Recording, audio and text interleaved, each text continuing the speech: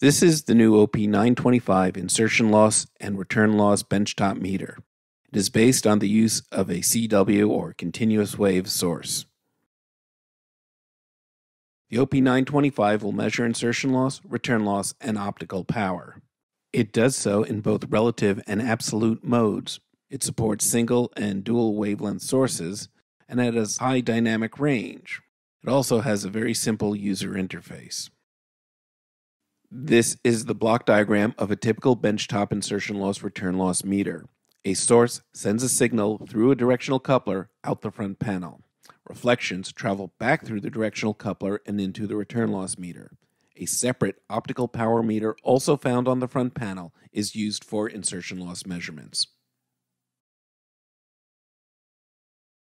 Insertion loss measurements are quite straightforward. Here we see an assembly consisting of 3 fibers. The signal, shown here as the red arrows, leaves the source and travels through the fibers and then terminated in the insertion loss power meter. Each length of fiber and interface introduces losses. The total insertion loss is calculated as the ratio of the source and received signal strengths and expressed in dB. Next, we'll look at how one can measure the insertion loss of just one cable. Many setups include the use of a reference cable attached to the source. To measure the loss of just one length of fiber, one needs to compensate for the loss of the reference cable. This is done by attaching the meter directly to the end of the reference cable and setting the 0 dB reference point. Next, the DUT is inserted and the insertion loss meter reads the loss directly. Return loss is measured with the internal power meter attached to the directional coupler. Here we see a multi-fiber assembly. The red arrow shows the signal transmitted from the source. Each interface in the assembly reflects a small amount of power back to the source. These reflections are shown by the small blue, green, and yellow arrows. Backscatter caused by Rayleigh scattering inherent to the fiber is also part of the reflected power. The source power is compared to the total reflected power, and the ratio is expressed in dB. The end reflection of a cable or assembly will prevent accurate measurement of its first connector.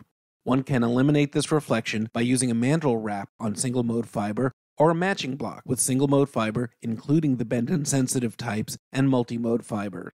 The cable can then be reversed to measure the return loss from the other connector. Here we see the mechanics of a CW IL test.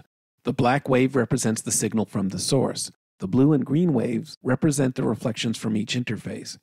The end reflection is not shown because it has been terminated as shown in a previous slide. The return loss includes the sum of both the blue and green reflections, and they cannot be separated from each other. The magnitude of the blue reflection thus limits the measurement accuracy of the green reflection. This is why extra cables and switches should be avoided between the source and the DUT, but if necessary, should be of extremely low return loss, such as with the Optotest reference and saver cables. The benefits of the CW system are several. The test equipment itself is simple and straightforward. You get a total return loss measurement that includes the Rayleigh scattering.